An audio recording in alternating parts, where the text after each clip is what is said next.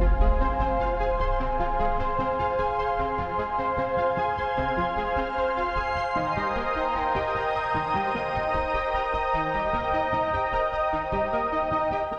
guys, and welcome to another Simply Dark episode. Today is the 31st of October, aka Halloween. So what better thing to talk about on this episode than some of the most haunted objects on planet Earth.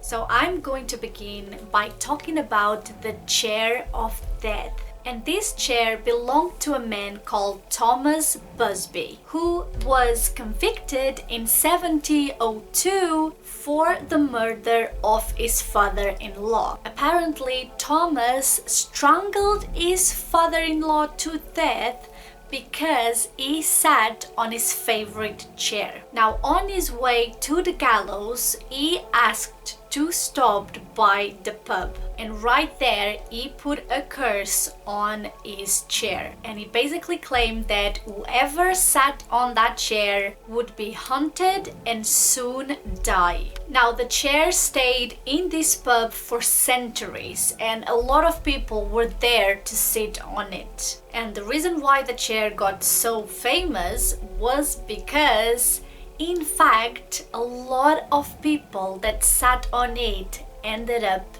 dying. Now, it was around the time of the World War II that people start noticing this chair and stories started to circulate among people. And actually, in 1967, two Royal Air Force pilots sat on it, and while driving back, they crashed into a tree and died. A few years later, two bricklayers were joking around and one of them decided to sit on the chair. And in the same afternoon, he fell and died. And the stories don't end here. Like, there is so many stories. Apparently, whoever sat on this chair would definitely die. And some instances include like a man that would do roofs for living. He sat on it, and then the next roof that he did actually collapsed and he died. There is also the story of a woman that was cleaning. She found the chair, sat on it, and days later discovered that she had a brain tumor. And because the stories just kept coming and coming, the pub owner decided to take the chair away and hide it in the basement. However, not even there people were safe from it, because one day a delivery man that was bringing stuff to the pub saw the chair in the basement and decided to have a rest, so he sat on it. And what do you guys think happened to him? 1 hour later, he crashed his truck and died. So after that death, the landlord of the pub had enough and decided to donate it to the local museum, so nobody would ever sit on it again. Now, this chair is still in the museum today, and they actually hung the chair 5 feet above ground. And this is because obviously they don't want anyone sitting on it and having a tragic death ever again. But although the chair is high up, people that visit the museum still feel some kind of restlessness when they see the chair. There's something about it that makes people get the chills, and some of the people even say that just by being in its presence or touching it, they would experience, hunting phenomena. Some people even say extreme itching, paranoia, hearing strange things and noises. So this is definitely a chair that you do not want to sit on. Next on my list is the Crying Boy painting. And this is my favorite object of the list because I actually grew up around one of these paintings. My godfather had one of these in his home, and every time I visit, I would look at it just on top of the stairs. So he actually found the most creepy place to put it, because you know the first floor would all be lighting up with light, but then because no one was in the second floor, it would be all dark.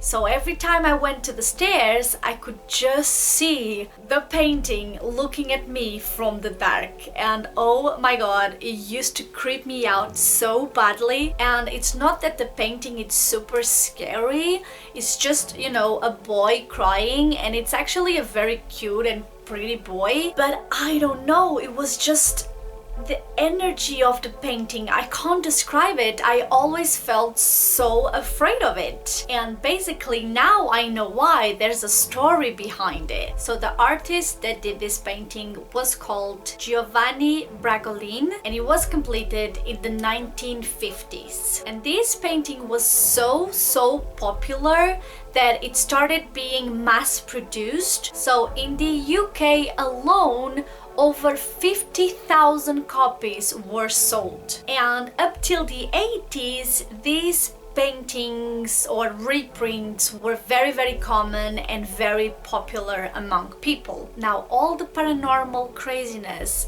around this painting started in the 80s, when a lot of the houses that had these paintings started catching fire. And this is not the creepiest bit. The creepiest bit is that the houses would be burned to the ground, but the painting would remain untouched. How insane is this? And because the fires would start in such strange ways, people started blaming the paintings. They started saying that the paintings were actually cursed and the fires would start as a result. And this whole story was having so much attention that even the newspaper The Sun did an article on it, reporting a lot of different stories from different people. We had, for example, a woman in Surrey saying that 6 months after she bought the painting, her house burned to the ground. There was also 2 sisters in Kilburn that claimed that they had fires in their houses after buying the paintings, and one of them actually said that she saw the painting going back and forward in the wall by itself. There was also some people that tried to burn the painting themselves because they didn't want to have bad luck, and they simply couldn't. The painting wouldn't burn. And like these stories, there were many others that people keep telling, and the rumors around these paintings just kept growing and growing. Now, why would a seemingly innocent series of paintings be cursed? We don't actually have a definite answer for this, but there are many theories out there. One of the most well-known theories for this case was that the boy in the painting actually died on a fire, and when that happened, his soul was transferred into these paintings, and that's why whoever owned the painting, their house would ended up burning. And there's another theory that actually says that the boy was actually able to set fire to the studio where the painting was done, and his parents ended up dying there. So that could be another possible reason why the painting is cursed. But whatever the reason is, the paint got really famous, and people actually started calling it the devil because of all the destruction that would follow the painting. Now, experts on the matter kinda came up with a solution and said that the materials used to paint the boy are not flammable, which means that the paintings would not catch fire because of that kind of oil. But the thing is, what some don't understand is, even if the painting didn't burn because, you know, it had this kind of oil on it, why didn't the frame burn? Now, last but not least, we are going to talk about La Pascualita. This mannequin is for sure the most lifelike mannequin you will ever see in your life. And that's why it is so famous.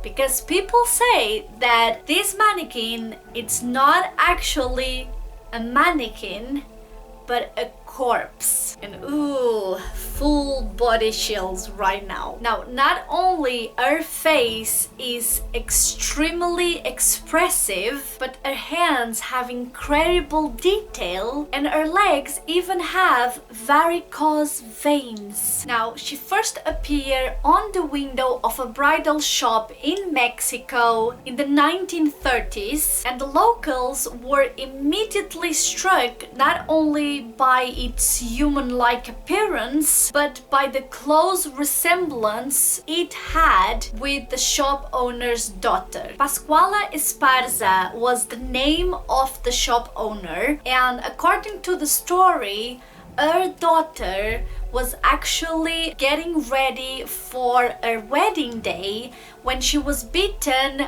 by a black widow spider and died on the day of her wedding. And it wasn't long after her death that the mannequin appeared in the window. Apparently, Mrs. Pascuala was so upset that her daughter died that she decided to actually make her daughter stay with her forever, and she was so out of her mind that she even dressed her daughter in the wedding dress that she was supposed to wear on the day that she died. Now, over the years, customers and people that work in this shop reported that she was no simple mannequin. It wasn't just the resemblance with the daughter or that she looked superhuman-like, it was the vibe around it. So they said that many times they could feel that her eyes would follow them. They also said that many times they would look at her, look somewhere different, and then when they look back, she would be in a different position. So she would frequently do sudden moves, and even the shop workers would get freaked out. Some of them said that they had anxiety around her. Someone said that her hands would break in sweat just being close to her because she feels so real. And bear in mind that she even has varicose veins in her legs. So people actually believe that she's a person. And a lot of experts claim that such an old mannequin could not have been done with so much precision. So something is definitely spooky and not right in here. Now, I'm not even sure if the store is open nowadays or if they still have the mannequin in there. What I know is the mannequin stayed in that store for 80 years. A lot of people went to see her. It was a big attraction at the time in Mexico, and her story, it is still this day one of the biggest creepy Halloween stories on the internet. And with this being said, we get to the end of this episode. Thank you guys for watching. I hope you enjoy. I wish you a very happy Halloween. Please be safe. Before you go, don't forget to give me a like and subscribe to join the family. I love you guys, and I will see you in my next episode.